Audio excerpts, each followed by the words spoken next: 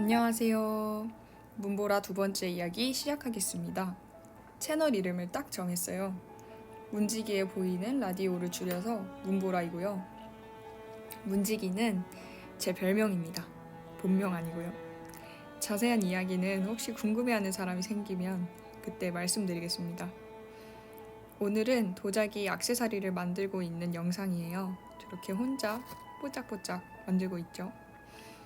제목에 보이는 것처럼 제가 도예과에 들어온 지 1년도 되지 않아서 도자기로 돈을 벌 수 있었던 이야기를 해드리겠습니다. 궁금하시죠?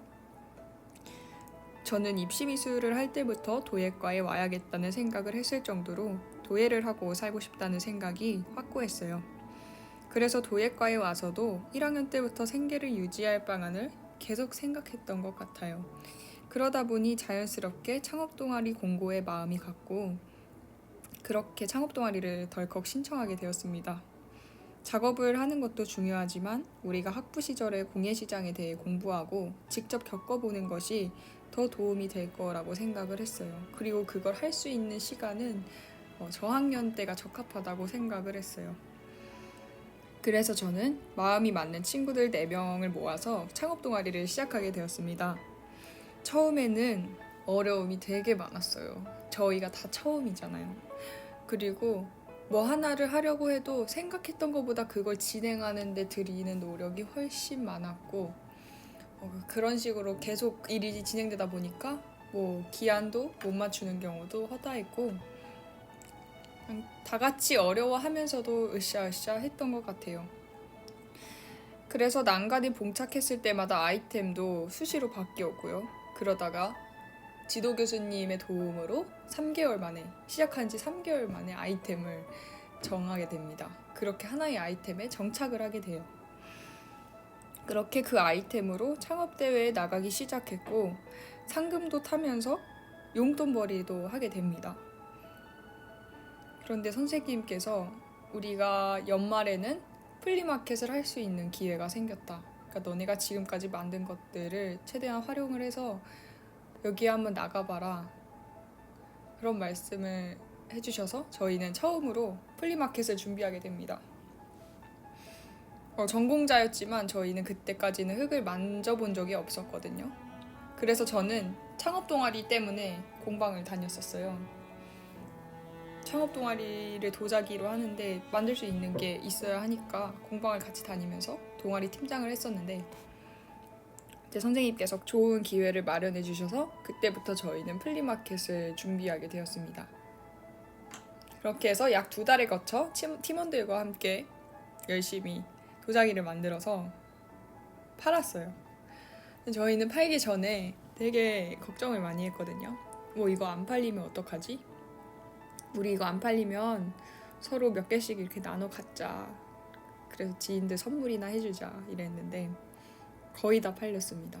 거의 다 팔려서 저희가 생각했던 것보다 수익도 훨씬 많았고 그렇게 성공적으로 인생 첫 플리마켓을 마치게 되었습니다. 별거 아니라고 생각하시겠지만 저는 그때 20살이었고요.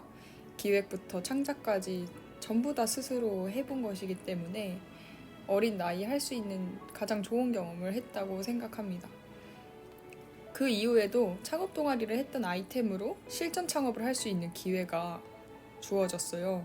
다른 지원 사업과 연계해서 또 교육을 시켜주고 활동비를 지급받아서 실전 창업을 해볼 수 있는 기회가 생긴 거예요. 내년에도.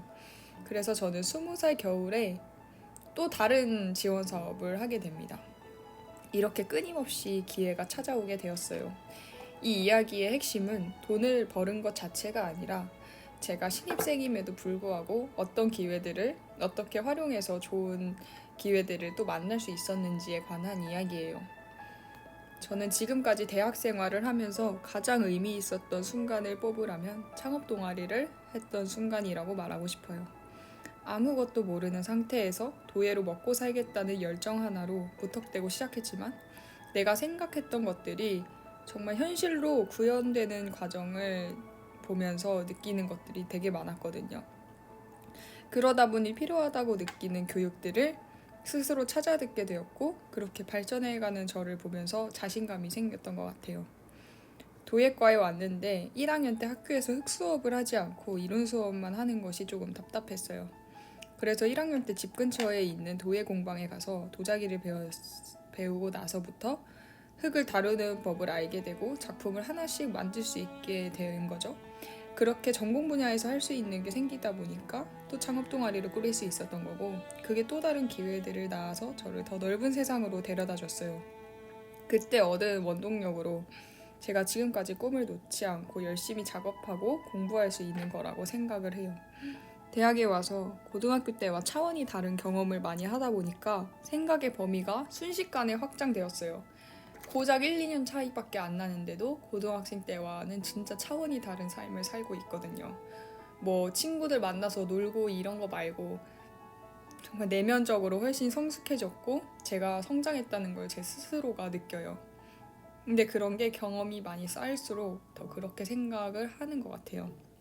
그래서 여러분도 특히 예술대학에 다니고 있는 학생들은 그냥 수업에만 이렇게 치중하지 말고 좀 더 교회 지원 사업이라든지 이런 걸 알아봐서 학교에서 배웠던 것과 연계해서 내가 개인적으로 더 발전할 수 있는 그런 발판을 마련했으면 좋겠습니다. 그리고 대학생들 지원 많이 해주잖아요. 그리고 실패해도 그렇게 크게 리스크가 없는 것도 사실이고 대학생 때는. 그래서 우리가 학부 시절에 좀 더 많은 경험을 쌓고 졸업 후에 실전에 나가서는 더 완성도 있는 상태에서 새로운 것들을 시작하면 좀 더 실패 확률이 줄지 않을까 하는 생각입니다. 제가 만약에 미리 공방을 다니지 않았더라면, 또 내가 창업 동아리를 하지 않아서 실무 경험을 할 기회가 없었더라면 저는 이렇게 단단한 사람이 되어 있지 못했을 거예요. 그냥 학교 생활하면서 수업만 열심히 들었을 것 같아요. 그래서 여러분들도 더 많은 경험들을 해볼 것을 추천드리면서 오늘 이야기는 여기서 마치겠습니다. 이상 제 1학년 인생사였고요. 그럼 다음 시간에 더 재미있는 이야기로 뵙겠습니다. 안녕.